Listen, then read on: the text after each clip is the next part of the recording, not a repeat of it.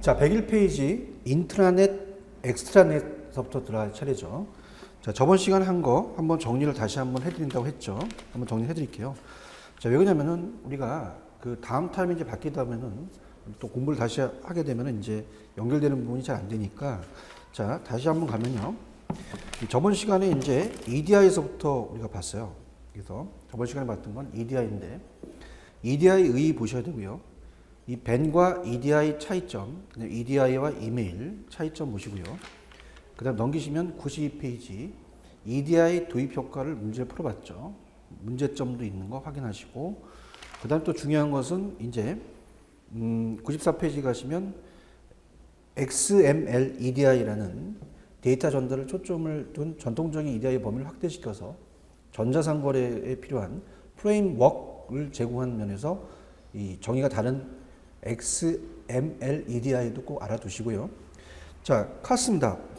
카스는 이제 부하 가치 통신망. 그래서 이제 문제를 한번 풀어봤었죠. 카스에 대한 정의, 그 다음에 우리가 어떻습니까? 벤에 대한 정의와 카스에 대한 정의를 꼭 정리하시고, 카스의 특징 알아두시고 시대적 개념 변천 이렇게 해서 보시고요. 그 다음에 이제 우리가 EC와 카스가 EC는 경영적인 측면이다. 카스는 기술적인 공학적이다 이렇게 보시고요. 인터넷은 뭐 다 아시는 내용이기 때문에 TCP/IP라는 표준 통신 규약을 사용해서 전 세계 컴퓨터를 연결한 컴퓨터 통신 네트워크다. 그래서 그 내용들은 특징 같은 것만 좀 보시고, 우리가 인터넷 기술 차세대 인터넷 서비스의 종류 쭉 봤죠? 그래서 그냥 참고적으로 이렇게 보시기 바랍니다. 자, 오히려 이제 인터넷보다는 인트라넷과 엑스트라넷에 대한 비교가 시험 문제 나올 수가 있겠죠. 그래서 이제 우리가 이제 저번 시간에 배웠던 인트라넷, 엑스트라넷을 비교하는 걸로 이제 들어가도록 할게요. 자, 이제 새로운 또 제목이 나옵니다. 자, 페이지 101페이지입니다. 101페이지로 가시면, 자, 이제 뭘 배울 거냐? 인트라넷입니다. 자, 얘는 이제 기업 내에서죠. 기업 내에서 기업 내 전용 컴퓨터 네트워크를 통해서 기업의 각종 정보를 우리가 표준화하여 서버를 통해서 공유하는 인터넷의 표준 통신 규약인 이 TCP/IP를 기반으로 해서 인터넷과 동일한 검색 프로그램, 그래서 이메일, 업무 협의, 전자결제, 상품 개발, 정보 교환 등을 합니다. 그래서 동일한 회사 내에서 우리가 어때요? 관련 부서 간의 납품 정보를 공유하기 위해서는 인터넷 기술을 이용해서 구축한 이 폐쇄망으로, 기업 내죠. 그래서 이제 폐쇄망이라는 자체가, 이 단어가 기업 내라는 뜻이에요. 폐쇄망. 그래서 조직 내의 업무 처리를 그룹웨어를 구축한다. 그룹웨어라는 데 밑줄을 쳐보시고요. 그룹웨어라는 자체를 구축한다는 것은 이제 비교적 저렴한 비용으로 가능하다는 건데, 자, 서로 이제 그룹이 이메일이나 게시판이나 회의, 그 다음에 전자결제, 그 다음에 정보교환, 이런 것들을 하는 겁니다. 그래서 이제 저 같은 경우는 이제 그 내부에 이제 하드웨어나 운영체계에 관계없이 표준화된 소프트웨어 개발 환경을 제공한다. 하이퍼링크를 활용한 문서나 그림, 음성을 첨가한 멀티미디어 문서를 제작할 수 있죠. 그래서 저는 지금 그 월요일부터 이제 토요일까지 그 학원 강의를 합니다. 그래서 이제 좀 큰 회사 같은 그 학원 전문 고시학원은 이러한 이 인트라넷이 있어요. 그래서 교수들이 그 인트라넷으로 사이트에 들어가게 되면 우리 직원들과 교환을 합니다. 그래서 게시판이라든지 여러 가지 이제 문제점이라든지 질문이 올라오면 그런 것들을 답하는 거죠. 자, 근데 이제 이거와 반대로 기업 내가 아니라 엑스트라넷입니다. 자, 이 반대는 이제 외부죠, 외부. 자, 이거와 이거 이제 비교하는 게 나오겠죠. 그래서 얘는 외부와 관련돼요. 기업 내가 아니라 외부에서 이제 납품업체라든지, 그 다음에 협력업체, 이렇게 자기 회사와 관련 있는 기업체 간의 의사소통입니다. 그래서 나와 있는 뭐 밑에 나와 있는 건 어떻습니까? 이제 인터넷이 그 어떤 접근성이 무제한, 공개가 제한되어 있다면 인트라넷은 이제 비공개 어떻습니까? 회사 내니까 이 정보를 또 공유하면 안 되죠. 제한적이다. 그래서 이제 납품업체, 협력업체다 보니까 얘는 그 접근성이 한정적으로 공개가 되어 있죠. 그 회사들만 하니까. 사용자는 유저가 많아요. 우리가 보통 다 굉장히 많습니다. 인터넷은. 제한이 없지만 이 허용된 기업 내에서 허용된 사용자, 보통 우리 유저라고 하죠. 그래서 제가 이제 그 게시판에 이제 올리거나 그 고시 쪽 나일의 학원에 메일을 보내게 되면 거기 게시판에 이제 그 소통하는 게 있어요. 그 유저랑. 그래서 누구누구 그 담당자한테 제가 메일을 보냅니다. 근데 이제 허용된 이거는 그룹이죠. 이제 허용된 사용자라면 이거는 이제 허용된 외부적인 거니까 이제 그룹 관련되고요. 그다음에 인터넷은 이제 일방적, 대중적, 상업적인 정보예요. 근데 인터넷은 어때요? 개인적인 기업의 개인적과 자 기업 내부가 중요하죠. 내부에 통제된 정보입니다. 그래서 회사 직원만 안다는 거죠. 근데 이건 그룹들 사이에 이제 응용되는 정보. 자, 허용된 그룹들 사이에 응용된 정보. 그래서 이렇게 해서 정리를 하시기 바랍니다. 그래서 인터넷, 그 다음에 인트라넷, 그 다음에 엑스트라넷을 또 세 가지를 또 비교해서 나올 수가 있어요. 그래서 여기는 이렇게만 정리해 드리겠습니다. 이건 뭐 이따가 마지막으로 이제 그 정리하는 건 우리 이제 이렇게 정리를 하고 마지막에 이제 마칠 때는 이제 제5절 오른쪽 QR 시스템의 구축 및 효과를 좀 정리하도록 할게요. 그냥 이건 인트라넷하고 인트라넷, 그다음에 엑스트라넷을 좀 비교하라는 거, 그 정도만 보시면 됩니다. 자, 103페이지 이제 절이 바뀌면서 새로운 용어가 이제 튀어나오죠. QR입니다. 자, 일단 의의를 또 가셔야죠. QR에 대한 의의는 또 뭐냐? 갑니다. 얘는 퀵 리스폰스예요. 그래서 이제 출제 빈도가 높습니다. 퀵 리스폰스라는 것은 신속 대응이라는 것이 가장 큰 키워드죠. 그래서 1980년대 중반 미국의 섬유 산업에서 등장한 것으로 정보 기술을 이용해서 제품의 납기를 단축합니다. 리드 타임이죠. 그래서 자, 얘는 이제 특징에서 이게 가장 출제 빈도가 높죠. 제품의 납기를 단축한다는 게 가장 키죠. 제품에 우리가 납기를 단축한다. 이걸 이제 키로 놓겠죠. 그래서 상품을 적시 그 시점에 그 다음에 양의 만큼만 우리가 공급하기 위한 서비스다. 이 시스템이다. 그래서 이 하나의 ECR이라는 게 있었잖아요. 그래서 얘는 우리가 효율적, 그 다음에 이제 커스터머, 소비자, 그 다음에 리스판스, 대응이라는 거죠. 효율적 소비자 대응입니다. 이게 모태가 되는 거죠. 이렇게 해서 이제 정리를 하시고, QR은 소비자 중심의 시장 환경에 신속히 대응하기 위한 시스템으로서 생산에서 유통에 이르기까지 표준화된 전자상거래 체제를 구축합니다.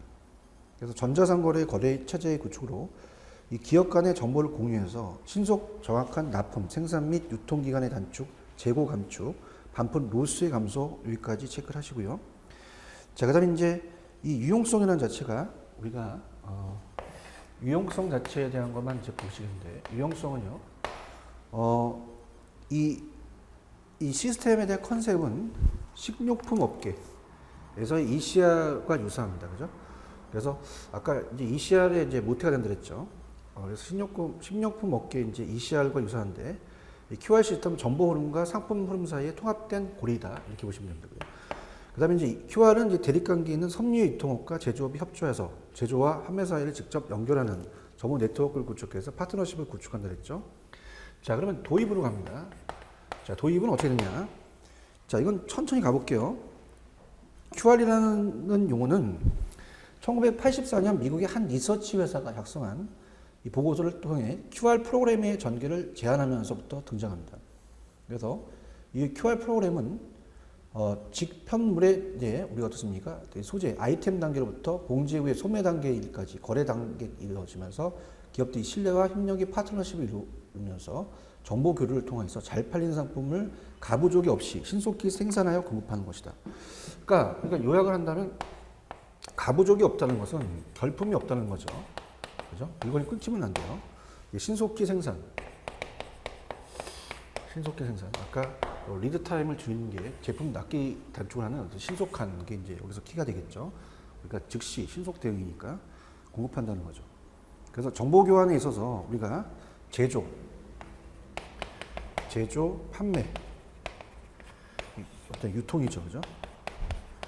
유통과 그러니까 제조, 판매업자, 유통 간에 이제 그 어때요? 제조, 판매, 유통 간의 그 정보 교환 수단을 표준화하도록 제기했죠. 그래서 정보 교환 수단을 표준화. 정보 교환 수단을 표준화했다. 자, 이렇게 보십니다. 자, 이거는 의료업계죠. 그래서 이 QR 시스템은 미국의 이제 패션 의료업계가 수입 의료를 급속한 시장의 잠식에 대한 방어 목적으로 개발한 것으로서 공급 사슬 관리의 구현 방법의 하나이다.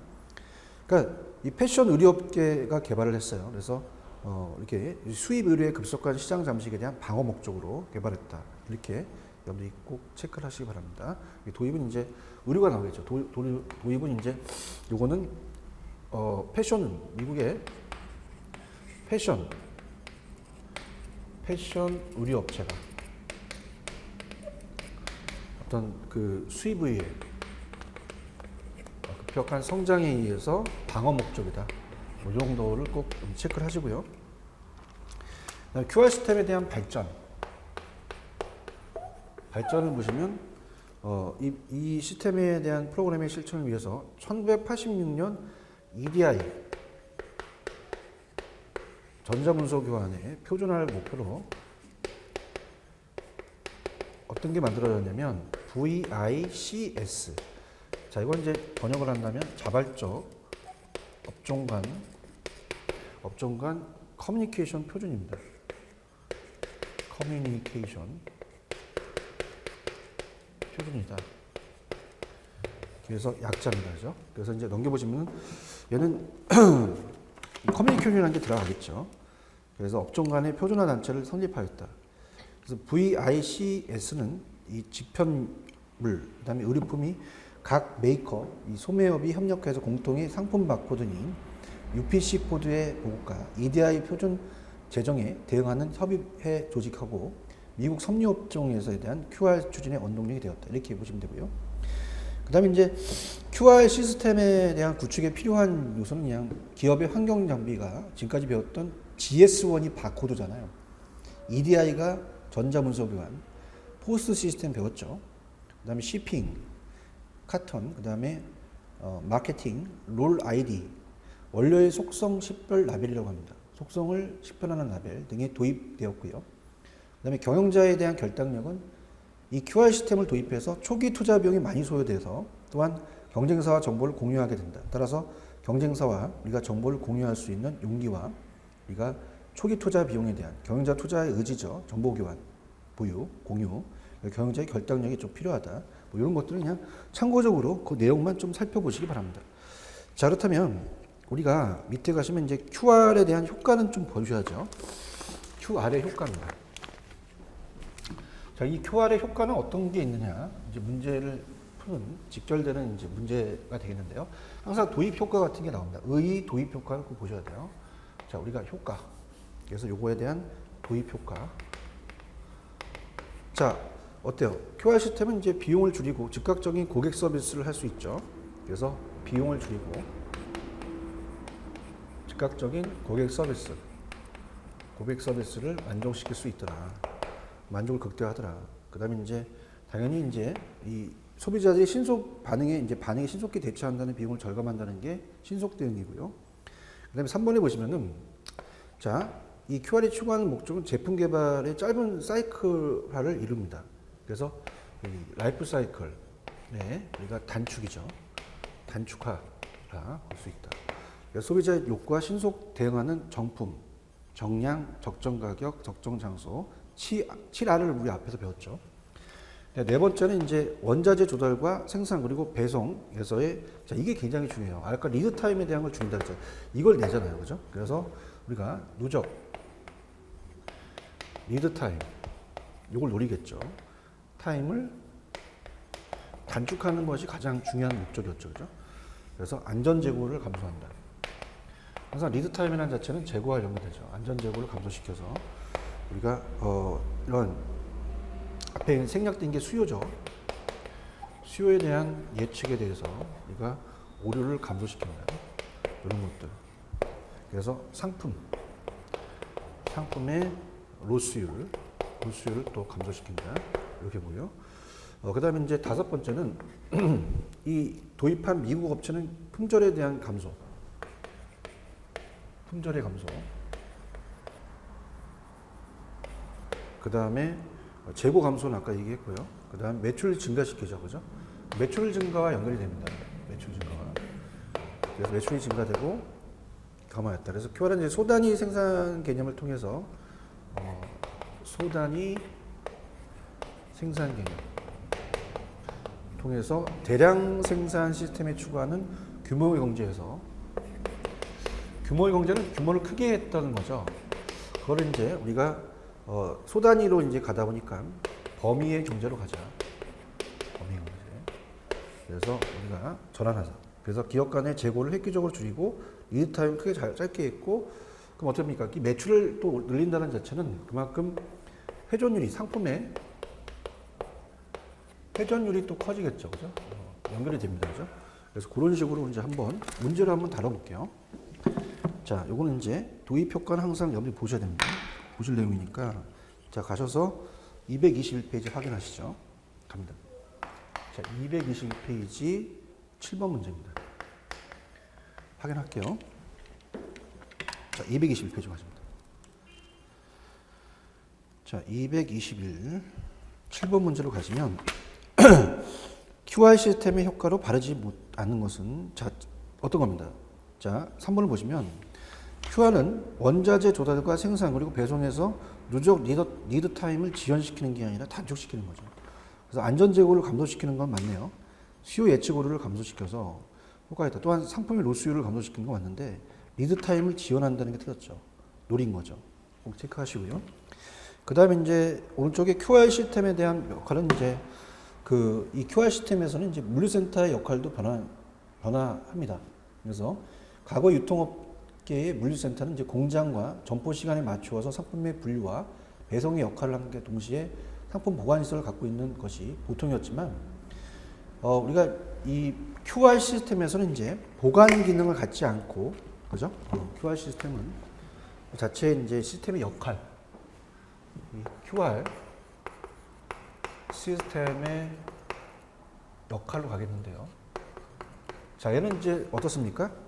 보관 기능을 갖지 않고 이 소팅이라고 하죠. 분류나 우리가 배송만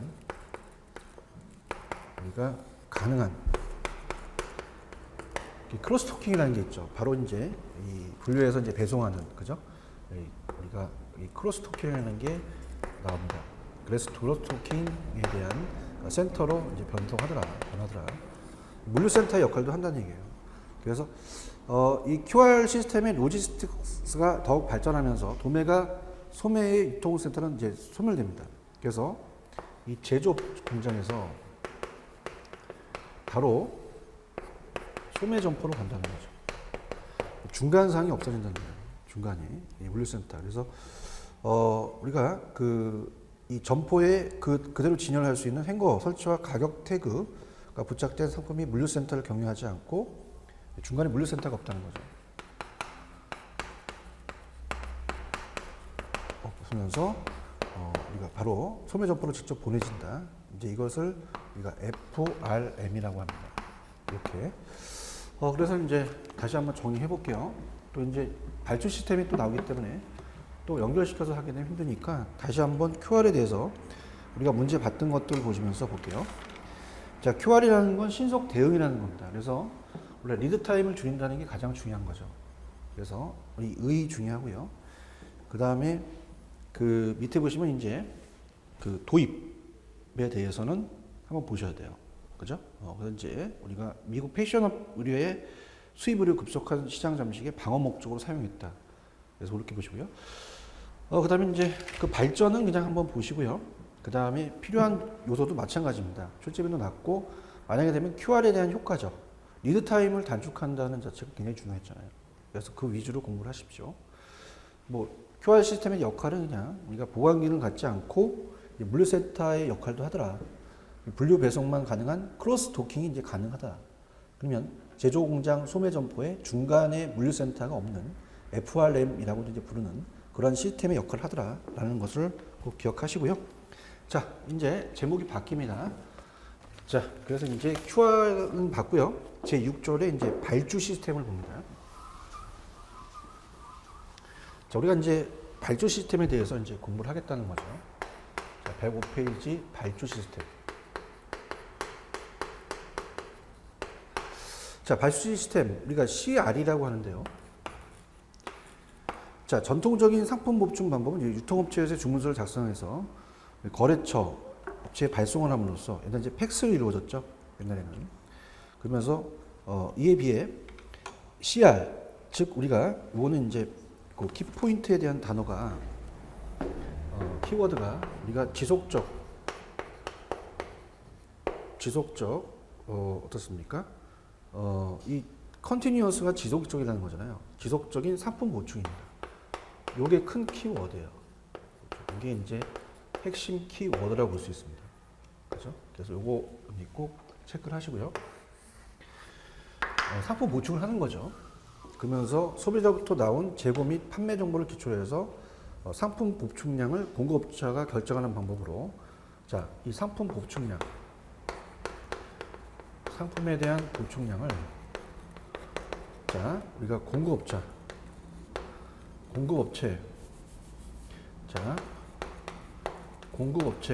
결정한다는 게 키죠.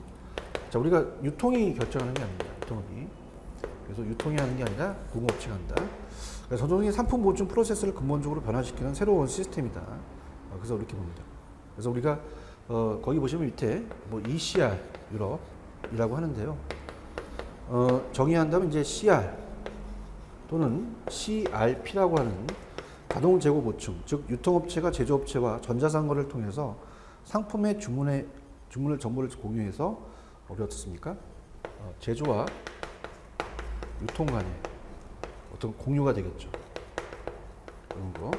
재고를 자동으로 보충 관리하는 시스템이다. 이렇게 봅니다. 자, 그러면 조금 더 세부적으로 이제 갈 거는 CR에 대한 것이 소비자가 수요에 기초해서 유통 소매점에게 상품을 공급함으로 우리가 풀 방식 끌어당기는 거죠. 이 소비자의 수요에 기초를 둡니다.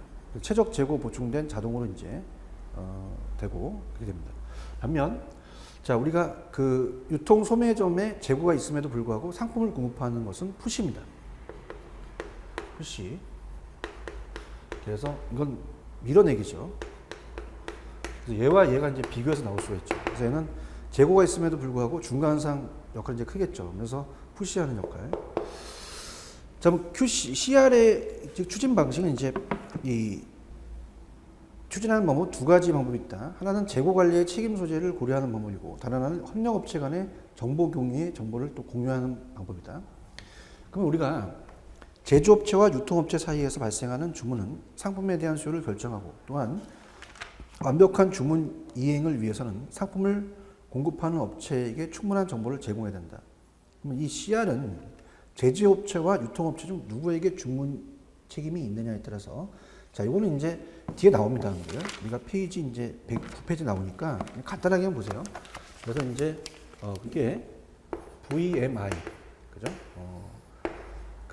이거는 이제 이 제조 공업자, 제조업체가 주문을 하는 겁니다. 그래서 이 어떻습니까? 직접적으로 주문을 해서 자동 재보충하는 거죠. 수요에 대한 정보를 줍니다. 근데 우리가 반대로 CMI는 제조업체가 아니라 유통이 책임집니다. 유통이. 그래서 얘는 제조업체가 아니라 나오니까 뒤에서 다시 설명을 할게요. 걱정하지 마시고요. 이건 뒤에 나오니까. 그래서 우리가 이 제조업체냐, VMI냐, 유통업체냐, CMI냐 이게 이제 이 두 가지로 나누는 거죠. 그러니까 VMI는 이제 벤더입니다. 벤더. 벤더는 이제 어떻습니까? 제조업체, 공급업체고요. 이 코라는 자체가 협력한다는 얘기죠.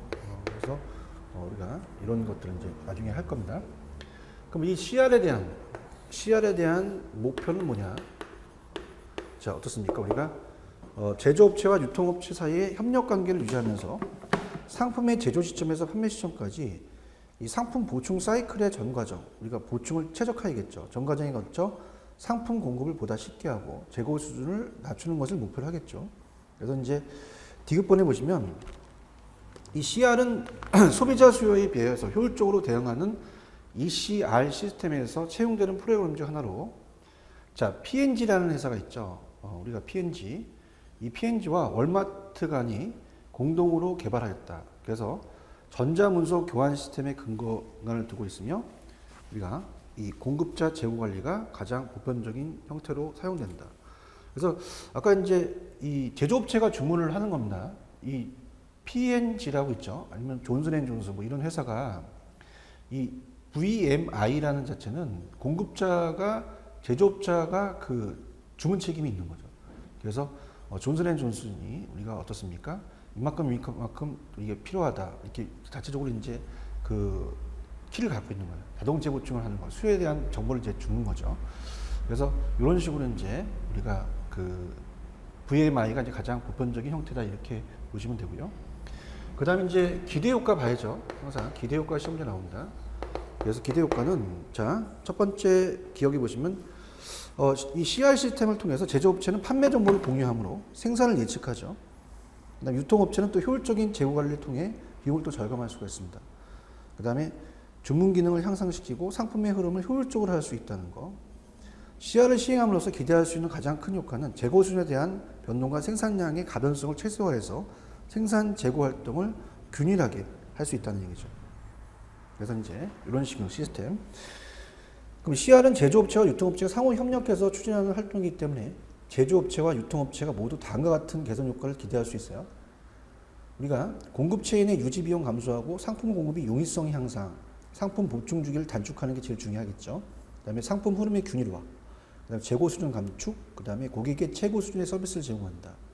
그다음에 품절을 또 줄이고 공급 속도 향상과 정확성 증대, 뭐 이런 것들 보시면 됩니다.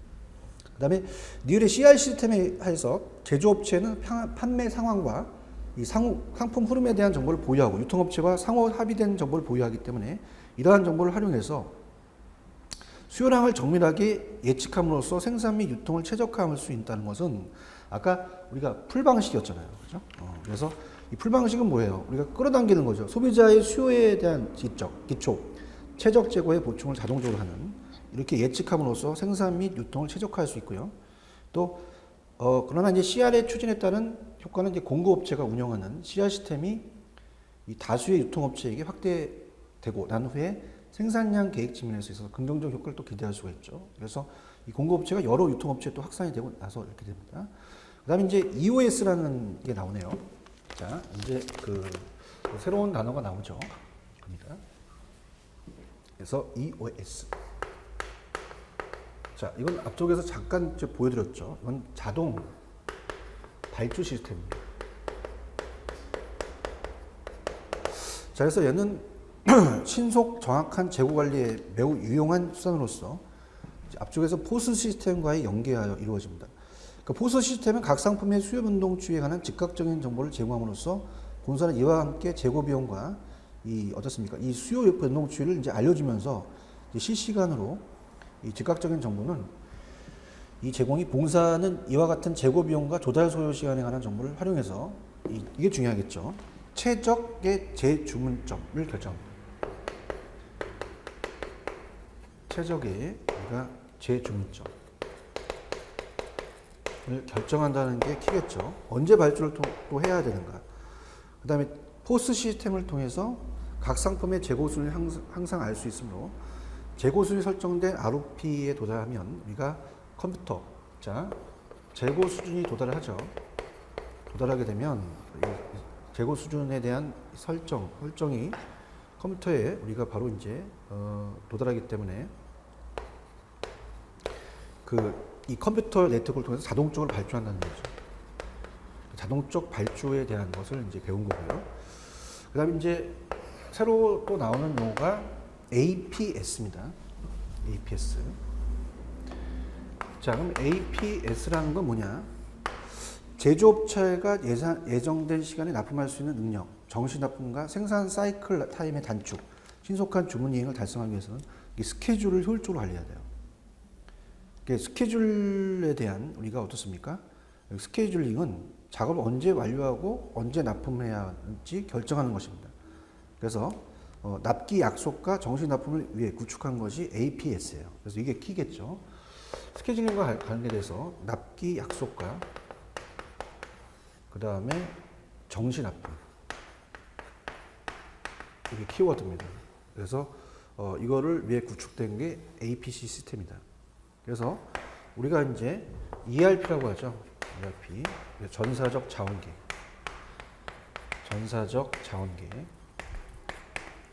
과 APS 시스템이 효율적인 생산 계획 및 관리 능력을 갖게 됩니다. 통합하게 되면 그렇게 보시고요. 그 다음에 의의는 밑에 보시면 뭐 첨단 계획 및 진보된 일정 수립 시스템은 산출의 증가, 납기 보장, 그리고 원자재 제공품, 완제품 등의 재고 감축 및 리드 타임 단축, 그 다음에 고객 서비스 향상 등에 있어서 경쟁력을 강화시키는 시스템이죠. 그래서 APS는 이제 ERP 시스템의 MRP, CRP 무한 능력 계획의 문제점 등을 해소하기 위해서 동시에 발생하는 다수의 변수 및 제약 조건, TOC라고 하죠. 제약 이론. 그래서 이런 것들이 즉 자재, 기계, 사람 및 수요를 동시화하여 최적의 현실적인 계획 수립 및 스케줄을 또 정하는 기법이다. 이렇게 볼 수 있어요. 자, 유용성은 어떻습니까? 기존의 무한 능력 계획인 MRP로는 얻을 수 없는 정확성이 있죠. 그래서 그렇게 보시면 되고, 넘겨보시면 뭐 두 번째 줄 원자재 재고 수준은 이제 생산 현장의 요구와 동시화되며 생산 리드 타임이 줄고 설비의 가동률이 높아진다. 그다음에 이거는 이제 니은번 두 번째 전자상거래 진정과 함께 APS의 수요가 늘고 APS에 대한 계획 기능이 또 MPL을 대체하고 있다. 이렇게 해서 보시기 바랍니다. 자, 그다음에 자, 밑에 보시면 이제 ATP죠. 또 ATP라는 게 또 튀어나오네요. 자, 용어 정리가 많네요. ATP입니다. 자, 얘는 그 고객 주문에 대해서 공급망상에 있는 모든 가용한 자재와 용량을 실시간으로부터 분석하는 주문 접수 시의 납기를 고객에 확정해 주는 기능을 의미합니다. 그래서 밑에 보시면 이제 그 고객이 주문을 받았을 때 주문 상황에 맞게 납기 가능한 시간을 제시하는 것이 기본 목적이며 이 세부적인 주문 상황과 기존의 주문 데이터 등을 판단하는 거죠. 자, 이것을 현재의 물류 상황과 생산 계획 등에 맞추어서 실제로 가능한 납기를 제시합니다. 그래서 이 ATP와 기존 생산 계획, 자, 밑에 기존 생산 계획은 우리가 연관이 되는데요. 계획 기간 동안에 선택된 품목에 대해서 제조 계획에 관한 설정, 고객의 실제 주문과 예측 주문에 대한 반응, 고객의 인도까지의 생산 계획에 관한 것이다. 기존 생산 계획에 대한 필요성은 이제 고객의 주문에 대한 인도와 용량, 이용과 생산 계획에 반영된 그러니까 전략적 목표의 달성, 영업, 판매, 제조 부분의 이해관계 해소의 기초를 제공하는데요. 자, ATP와 그 다음에 넘기시면 전 페이지 보시면 그 APS는 좀 출제 빈도가 그렇게 높진 않아요. 그래서 이제 우리가 그 발주 시스템에 대한 걸 다시 본다면 이 CR이라는 자체를 여러분들이 어떻습니까? 가장 키가 되는 건 지속적 상품 보충이라는 키워드를 잘 보시고요. 상품 보충량을 공급체가 결정한다. 유통이 결정하는 게 아니에요. 그래서 우리가 어떻습니까? 그 보셔야 되고요. 그 다음에 아까 풀 방식, 푸시 방식. 풀은 이제 이 끌어당긴다. 소비자 수요에 기초해서 최적 재고를 보충된 자료를 자동적으로 이제 되고요. 자, 푸시 방식은 밀어내기죠. 제조가 있음에도 불구하고. 중간상의 역할이 또 크겠죠. 그다음에 넘기시면 이제 우리가 VMI와 CMI는 나와요. 그래서 이걸 이제 다음에 이제 공부할 겁니다. 이게 중요하죠. 제조업체가 주문 책임지느냐, 유통이 책임지느냐, 여기 위주로 공부를 하세요. 그 다음에 뭐 기대 효과라는 자체는 쭉 읽어보시고, EOS는 자동 발주 시스템이죠. 최적의 재주문점이 중요하고, 재고 수준 설정과 자동적 발주, 요거 키워드 잡으시고요. 자, APS하고, 그 다음에 ATP는 거의 출제가 잘 나와요. 그래서 그냥 한번 그 의 정도만 보시고, 내용 자체는 그냥 한번 쭉 읽어보시기 바랍니다. 자, 그러면 우리가 예고를 했듯이 지금 어때요? 이 VMI하고 CMI가 중요하다는 거죠. 여기 이제 중점적으로 공부를 하겠습니다. 여기서는 이제 여기가 시험 문제예요. 그렇다면은 자, 우리가 2번에 보시면 공급자 주도형 재고 관리가 되어 있죠. 그래서 VMI와 CMI를 이제 비교하자. VMI는 즉 우리가 어떻습니까? 이건 공급자 재고 관리는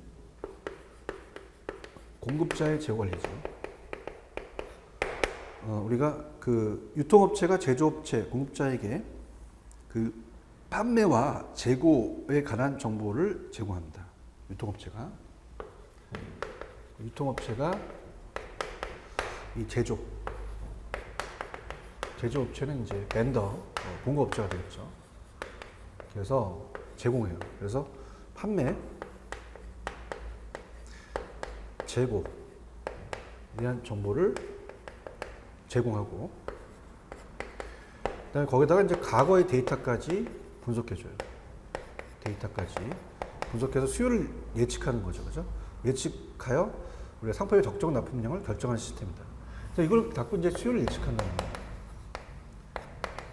예측을 해서 가장 중요한 게 어떻습니까? 그걸 갖고 상품의 어떤 적정량을 우리가 어떻습니까? 납품량, 적정 납품량을 결정하는 시스템이다. 이게 이제 키가 됩니다. 그죠? 그래서 이 실행 프로세스는 이제 이 공급자가 상품 보충 시스템을 관리하는 경우 상품 보충 시스템이 실행될 때마다 판매 재고 정보가 유통업체, 제조업체에게 전송되죠. 그러면 이러한 정보는 이제 제조업체의 상품 보충 시스템에서 미래의 상품 수요 예측을 한다 그랬죠. 데이터를 활용을 됩니다. 그래서 또한 제조업체의 생산 공정에서 생산량을 좀 조절해서 사용할 수 있고요. CR 시스템에서 계산되는 수요의 양에 따라서 제조업체는 주문서를 또 작성을 해요. 그래서 제조업체에서 작성된 상품 주문 정보는 유통업체로 전송돼서 유통업체 주문 처리 시스템이 또 업데이트가 되는 거죠. 다시 또 이제 그 유통업체로 가서 원래 유통이 이제 해야 되니까 그래서 어떻습니까? 다시 또 유통으로 가서 시스템 주문 처리 시스템이 또 업데이트가 되는 거죠. 피드백 되는 겁니다. 효과는요. 미래의 상품 수요량 예측을 위한 데이터를 활용해서 제조업체의 생산 구조에 생산량을 조절한다. 자, 이거 우리가 이제 거기에 대한 효과가 시험 문제 나와요. 효과를 별표 쳐놓으세요. 효과는 무조건 나온다. 다들. 첫 번째 어떻습니까? 키워드는 자 생산량의 조절에 이용한다. 생산량을 우리가 어떻습니까? 조절한다. 당연하죠. 거기 맞춰서 가니까. 그 다음에 제조업체의 적정 예산을 편성해서 우리가 아까 얘기했지만 적정량의 납품을 할 수 있다. 그 다음에 거기가 따른 우리가 재고 관리에 따른 비용을 절감할 수 있다. 이렇게 되는 거죠. 자, 그래서 그렇게 보시고요. 자, 이거에 비해서 이제 CMI예요. 그럼 이제 어떻습니까? 얘와 얘 비교하는 문제가 나오겠죠. 그래서 얘와 얘 항상 비교하는 문제가 시험 문제 출제가 됩니다. 그러면 자, VMI와 CMI는 어떤 차이점이 있을까? CMI는요. 자, 이건 C가 CO 어떻습니까? 공동이라는 거잖아요. 그래서 공동 재고 관리입니다. 그러니까 키가 영어로 나왔다. 벤더다. 공급자가 재고 관리하는 것이다. 그럼 이거는 커퍼레이트 우리가 이제 어떻습니까? CO니까 공동으로 간다. 이렇게 이제 키를 잡는 거죠. 그래서 우리가 이거는 이제 제조업체와 우리가 유통업체 공동이니까 상호 간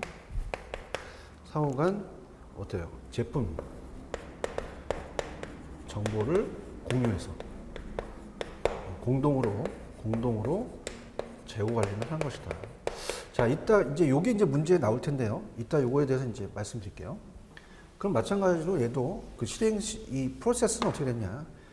이 제조업체와 유통업체 공동으로 운영될 경우 판매 재고 정보는 이제 CI 시스템이 실행될 때마다 유통업체에서 제조업체에 전송이 됩니다. 이 공동이니까. 유통업체부터 전송된 판매 재고 정보는 제조업체의 CI 시스템의 상품 수요 예측으로 인한 정보를 활용되면서 생산 공정의 생산량을 조절해서 사용되죠. 자, 그래서 우리가 지금 중요한 것은 이제 이 CMI가 거래선 간에 추진할 때 주문 제안서를 제조업체가 작성하고 이를 유통업체가 수정 확정합니다. 그래서 자, 이 순서 주문 제안서는 누가 작성하느냐? 자, 이거는 제조업체가 작성을 해요. 제가 작성을 하고 자, 어떻습니까? 거기에 대해서 이를 유통업체가 수정 우리가 확정하는 것이다. 그래서 CMI는 이 상품에 대한 보충에 대한 책임, 이 상품 그러면 누구한테 책임이 있는 거예요? 수정에 대한 확정은 얘가 키를 잡고 있잖아요, 그죠? 그러면 상품에 대한 우리가 보충에 대한 책임은 누구한테 있느냐? 유통업체였겠죠. 유통업체. 그래서 아까 우리가 앞쪽에서 VMI는 이 제조업체의 주문이 키예요. 근데 얘는 유통이 책임이죠. 그래서 CO라는 자체에 협력을 하면서 제조업체의 주문서를 작성해서 넘기게 되면 최종 수정에 대한 확정을 하는 게 유통업체이기 때문에 얘가 칼자를 갖고 있죠. 그래서 우리가 여기서 나눠줘야 돼요. VMI는 제조업체가 벤더입니다. 그죠? 그러니까 자, 영어로 벤더니까 이거는 공급자다. 그럼 공급자가 키를 갖고 있다. 그래서 우리가 제조업자, 공급자, 유통업체가 제조업체한테 판매, 재고 정보, 제공 고객 여러 가지를 이제 주더라. 그걸 수요 예측을 해서 다시 또 유통업체한테 상품의 적정량, 납품량을 해서 다시 또 피드백을 하더라. 그러면 키를 잡고 있다는 건 벤더죠. 근데 얘는 이 CO, 공동을 제공합니다. 그래서 이 주문서를, 상호간에 정보를 공유하면서 주문서를 이제 작성을 해주면 유통업체가 수정 확정하기 때문에 거의 유통업체가 책임을 준다고 봐야 돼요. 그래서 VMI는 벤더니까 우리가 공급자 재고 관리, 그러니까 이거는 제조업체가 책임을 진다. 자, 이건 CO입니다. CO니까 공동이죠. 그래서 주문 제안서를 유통업체한테 준다. 유통업체가 키를 갖고 있는 거죠. 그래서 정리가 중요합니다. 자, VMI는 제조업체가 책임이에요. 제조업체가 제품의 발주에 확정이 되면 바로 유통업체의 상품의 배송이 이루어지는 거죠. 여기가 키가 되겠고요. 근데 CMI는 물론 공동입니다. 제조업체가 제품을 발주하기 전에 주문 제안서를 작성해서 우리가 주면 유통업체가 보내 상호 협력을 해서 발주하는데 그야만 수정 확정을 하는 게 얘가 키를 갖고 있기 때문에 얘한테 더 책임이 있다는 거가 볼 수가 있습니다. 자, 그러면 일단 문제를 한번 갈게요. 여러분들 교재 가시면 109페이지, 자, 우리가 이 205페이지입니다. 문제를 정리를 해볼게요. 14번 문제입니다. 자, 205페이지 갑니다.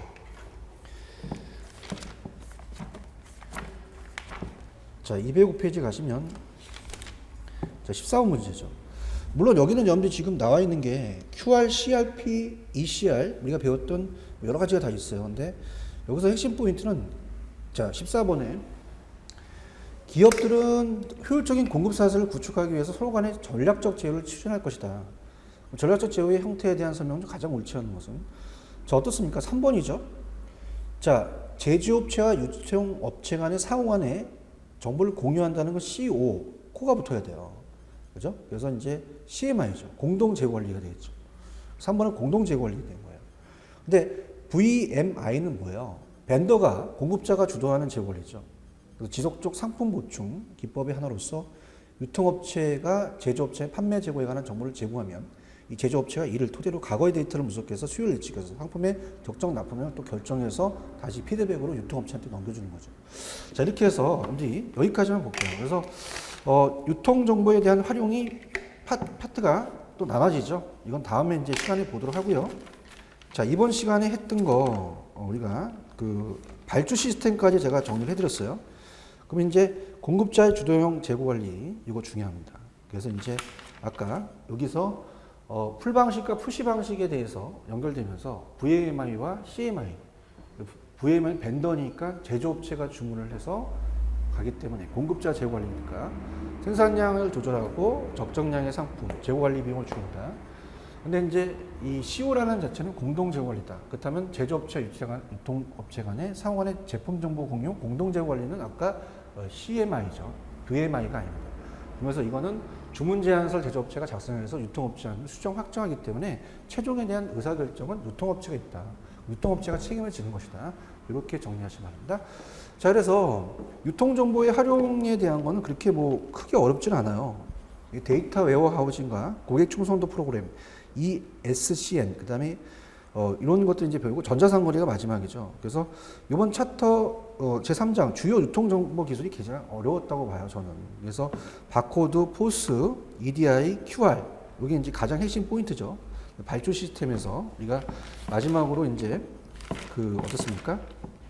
이 발주 시스템에 대해서 좀 더 우리가 그 구체적인 내용은 마지막 공급자 주도형 재고 관리는 VMI와 CMI가 있다. 이렇게 정리할게요. 유통정보의 활용은 다음 시간에 하도록 하겠습니다. 자, 지금까지 여러분들 수고하셨습니다. 다음 시간에 뵙도록 하겠습니다. 감사합니다.